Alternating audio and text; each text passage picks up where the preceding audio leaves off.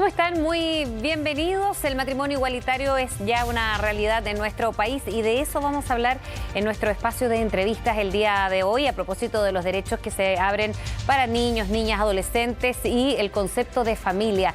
Bueno, vamos a saludar a nuestro invitado. Él ya está con nosotros, Isaac Rabedjad. Te damos la bienvenida por estar con nosotros en CNN Chile. Hola, un gusto acompañaros. Director del Centro de Estudios sobre los Derechos de la Infancia y la Adolescencia de la Universidad de Talca, donde han destacado, Isaac, precisamente los derechos que se abren para los niños, niñas, adolescentes en este nuevo concepto de familia del que se ha hablado desde que ya se aprobó el matrimonio igualitario en Chile.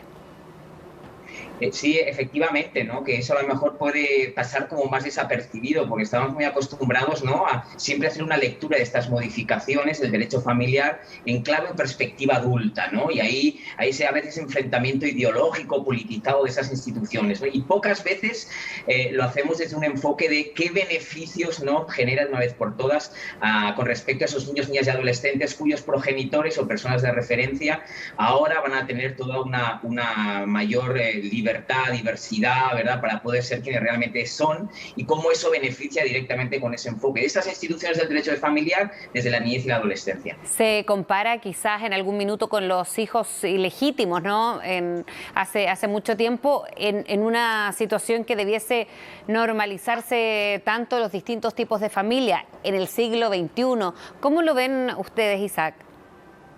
Sí, absolutamente, ¿no? Es decir, que se me entienda, el hecho de que ahora ya tengamos matrimonio igualitario, afortunadamente, en cuanto se promulgue la ley, el hecho del matrimonio en sí, me atrevo a decir que es casi una anécdota en el sentido de lo que va a impactar, que ahí va a estar verdaderamente el impacto en toda una serie de modificaciones que supone, ¿no?, en esa lectura, ¿no?, heteronormativa del derecho familiar como lo teníamos conceptualizado, ¿no? Es decir, casi que la posibilidad de que ahora dos personas del mismo sexo puedan contraer nupcias, genial, perfecto, pero lo más importante es que eso pone en tela de juicio y desencadena toda una serie de modificaciones necesarias de manera absolutamente transversal en nuestro ordenamiento jurídico, ¿no?, para adaptarlo y efectivamente hacerlo un ordenamiento del siglo XXI.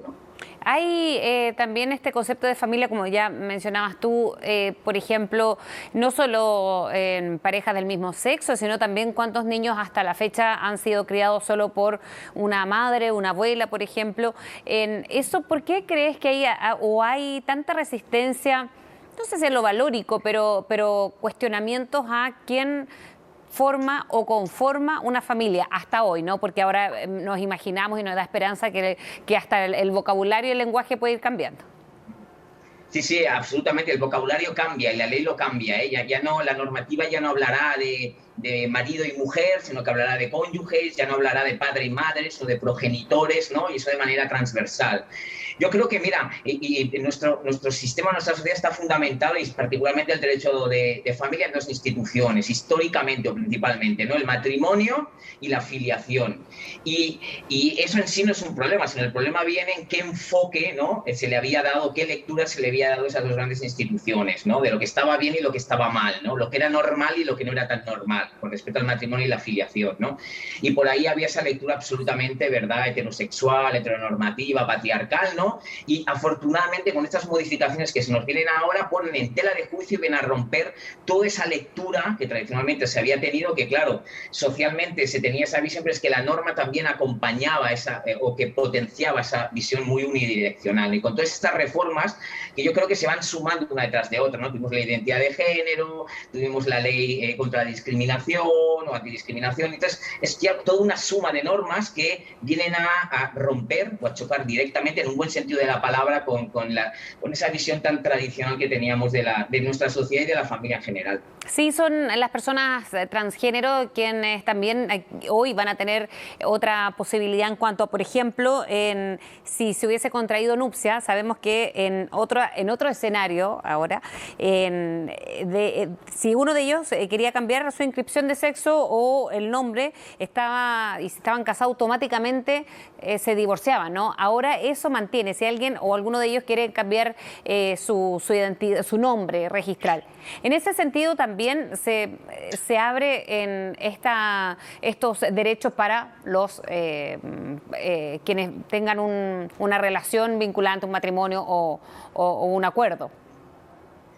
Absolutamente, es muy importante, ¿no? Porque en la Ley de Identidad de Género del 2018, desde mi perspectiva humilde, realizaba una barbaridad. Es decir, reconocía el derecho a una persona trans a que pudiese llevar a cabo, adulto me refiero ahora, una modificación registral de nombre y sexo, pero si esa persona trans estaba casado o casada, le reconocía el derecho a llevar a cabo la modificación en la inscripción registral, pero automáticamente le quitaba otro derecho, que era el de poder seguir manteniendo, si es que la pareja sí lo quería, poder seguir manteniendo el vínculo conyugal, porque evidentemente entonces ahí quedaba validado el matrimonio igualitario. Eso se rompe ya y la ley de matrimonio igualitario introduce ya una modificación en la ley de identidad de género donde ya no es automático, ¿no?, esa disolución del vínculo matrimonial, sino que ahora lo que se va a dar es una opción al otro cónyuge que no ha llevado a cabo esa modificación registral para que, si lo estimase oportuno, pudiese instar la disolución del matrimonio. Pero ya no es automático, ¿no?, sino que ahora bienvenido sea. Además también implica, que es muy importante, una modificación en el registro civil, la ley del registro civil, y ahora, por ejemplo, un trans masculino o una trans femenina podrá inscribir, con respecto a los hijos que pueda tener, la paternidad o la maternidad en ese sentido, ¿no? Ya no estará obligado, ¿no?, porque ahí también nos encontrábamos con un problema, ¿no? Por tanto, ahí también se produce una gran abertura que era necesaria, pero con la identidad de género nos dimos cuenta que se producían todas esas limitaciones de las personas trans. Se les reconocía la posibilidad de modificación de la inscripción registral de nombre y sexo, pero como el resto de la normativa no había variado, se encontraban con múltiples situaciones de discriminación, lo que esta ley viene, no todas, pero un buen número de ellas viene a resolverlas. Y eso en otros países, porque se habla de 4 años de debate, pero esto viene desde mucho antes, quizás con unos primeros lineamientos, más en la intención de fundaciones u organizaciones. ¿Cómo lo has visto, Isaac, también desde la Universidad de Talca, por cierto, en cuanto a la comparación internacional, con este tipo de debate que se extiende tanto en el tiempo? Sí, claro, ahí tenemos, podemos ver en ese sentido el vaso medio lleno o medio vacío, ¿no? En ese sentido sí que hay algunos de los problemas que se pueden generar y que provocan. Vamos a ver, si la extensión en el tiempo del debate es porque realmente el debate es un debate técnico, desde lo jurídico, desde lo social, es decir, que se intenta, antes de que la norma se promulgue, ¿no?, ver todas las aristas que generan, ¿no?, de modificaciones de otras normas, para que cuando entre en vigor esta norma, realmente, en este caso, el matrimonio igualitario implica un acompañamiento del resto del ordenamiento jurídico para que no reconozcamos un derecho por aquí y en cambio lo sigamos vulnerando en otros ámbitos, ¿no?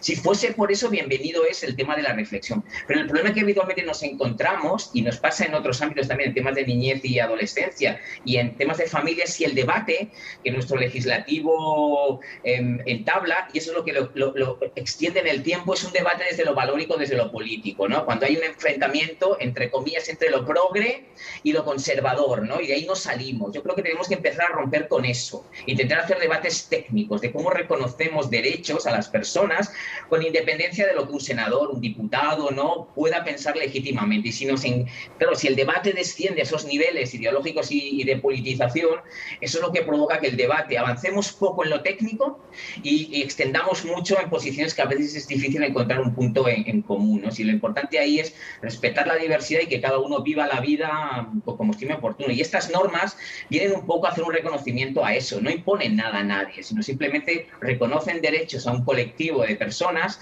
que históricamente han estado discriminados, invisibilizadas. Simplemente eso, con independencia de lo que cada uno a título particular pueda pensar. En derecho comparado, si lo vemos medio lleno también en ese sentido, es que actualmente vamos a ser el 9º país, ¿no?, en el continente americano en tener una ley de este tipo. Por lo tanto, no son tantos tampoco. Y si también lo vemos a nivel ya mundial, pues aproximadamente, ahora hablo de memoria, son unos 30 países que ya tienen ley de matrimonio igualitario. No son tantos, ¿no? Por lo tanto, yo creo que este paso nos debe enorgullecer y tenemos que hacerlo bien. Y ya yo creo que no hay pasos atrás, ¿no?, sino que al contrario, nos estamos poniendo al nivel de lo que la propia ciudadanía nos pide. Yo que trabajo mucho con niños, niñas y adolescentes, estas materias para ellos y ellas no son tema. Y yo creo que si nos ven, están súper sorprendidos de que sea el tema de debate casi nacional, ¿no?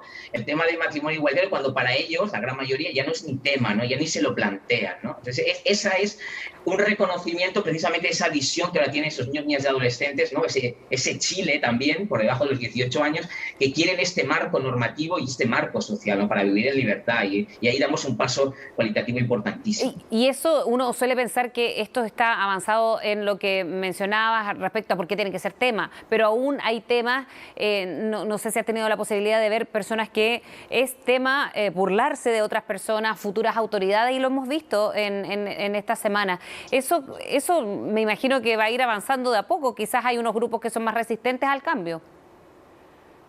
Sí, pero sí, yo ahí en ese caso, y no estoy en el ámbito del periodismo, ¿no? Pero ese perfil en concreto que está en todos los países, podríamos, estas materias, si hiciésemos una radiografía de lo que sucede cuando aparecen, ¿no? Una nueva ley, ¿no? O estos temas aparecen a la luz pública, siempre hay ciertos colectivos, ¿verdad?, que hacen burla, mofa, ¿no? Yo, para mí, lo importante es no dar cancha, hacerles como caso omiso, y al contrario, positivizar. Yo creo que la reacción mayoritaria, ¿no?, de la sociedad, en este caso chilena, ¿no?, de ya no mirar hacia otro lado ni reírle la gracia. A lo mejor una minoría le reirá la gracia, ¿no?, pero la gran mayoría, afortunadamente, condena, con independencia de incluso del sector político, ¿no?, condena, y ya no hay, cada vez hay menos cancha para ese tipo de declaraciones. Entonces yo me quedo con la parte positiva de una sociedad ya cada vez más madura en estos temas, que ya no tolera ese tipo de declaraciones, vengan de quien vengan, ¿no? Isaac Rabetjat, muchísimas gracias por haber hablado con CNN en esta oportunidad. Muchas gracias. Hasta pronto. Gracias a vosotros y a vosotras. Hasta pronto. Bien, ahí a propósito del matrimonio igualitario en nuestro país, hablábamos con el director del Centro de Estudios sobre los Derechos de la Infancia y Adolescencia de la Universidad de Talca a propósito de este nuevo concepto de familia y los derechos además para los niños, niñas y adolescentes. Sigan en compañía de CNN Chile. Nos reencontramos pronto.